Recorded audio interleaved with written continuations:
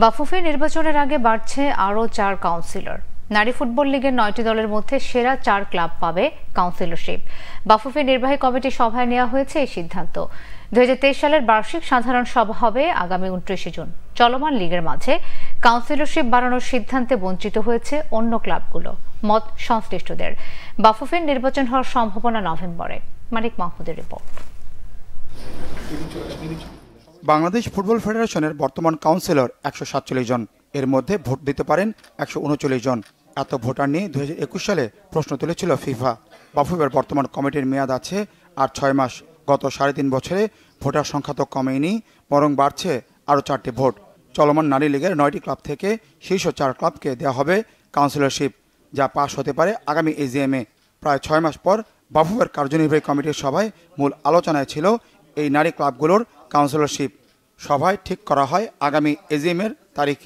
Top 4 team যারা করছে তাদেরকে উৎসাহিত করা, এই কারণে আমাদের এখানে ডেলিগেট করা প্রয়োজন। তবে 9টা টিম খেলছে, 9টা ক্লাবকেই না দিয়ে সবাই আলোচনা করে 4টাকে দেওয়ার ব্যাপারে আমাদের বোর্ড সিদ্ধান্ত নিয়েছে। এই বছরের টাইমটা তো আমরা ফিক্সড করলাম, যেটা 29 জুন 2024। আর পরবর্তীটা যখন ইলেকশনের ডেট হবে, ইলেকশনের ডেটার এজিএম একদিনই হবে। বলা হচ্ছে নারী ফুটবলকে উৎসাহ দিতেই এই কাউন্সিলরশিপ বাড়ানোর উদ্যোগ। যদিও অনেকেরই মতে ভোটের মাঠে বর্তমান কমিটিকে সুবিধা দিতেই এই আয়োজন। অভিযোগের তীরটা সভাপতি কাজী সালাউদ্দিন ও নারী উইংয়ের চেয়ারম্যান মাহফুজ আক্তার কিরণের দিকে। আগামী নভেম্বরে হতে পারে বাফুফের নির্বাচন।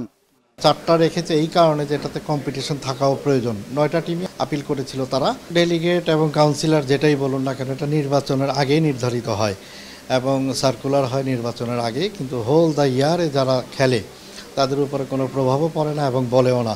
যেহেতু নারী ফুটবলের যদি আগে থেকে অ্যাডভার্টাইজমেন্টটা করা হতো যে কাউন্সিলরশিপ বা ডেলিগেট দেওয়া হবে, হয়তো বা আরও টিম চলে আসতো। আগামীতে মহিলা দলকে এবং আবহনী, মোহামেডান, শেখ জামাল অন্য টিম যাতে মহিলা দল নিয়ে আসতে পারে, দল যাতে আরও বেশি বাড়ে, সেক্ষেত্রে উৎসাহ এবং উদ্দীপনা দেওয়ার জন্য তাদের আমরা ডেলিগেট করার চিন্তাভাবনা করে আমরা এজিএমে পাঠিয়েছি। নির্বাচন 31 অক্টোবর ভিতর আগেই করতে হবে কিংবা এক সপ্তাহ পিছাবে না, এটা এখন এই মুহূর্তে বলা যাবে না। এটা আমরা পরবর্তী ডিসিশন নেব। অক্টোবর নভেম্বরের ভিতর হতে হবে। নভেম্বরের ফার্স্ট উইকে হয়তো কিছুদিন পিছাতে পারে, এটা আলোচনা সাপেক্ষে। বিসিএল থেকে প্রিমিয়ার লিগে উঠেছে ফকিরেরপুল ইয়াংম্যানস ও ঢাকা ওয়ান্ডার্স ক্লাব। নির্বাহী কমিটির সভায় সিদ্ধান্ত হয় প্রিমিয়ার লিগ থেকে অবনমন হবে একটি দলের। মানিক মাহমুদ, বাংলা ভিশন, ঢাকা।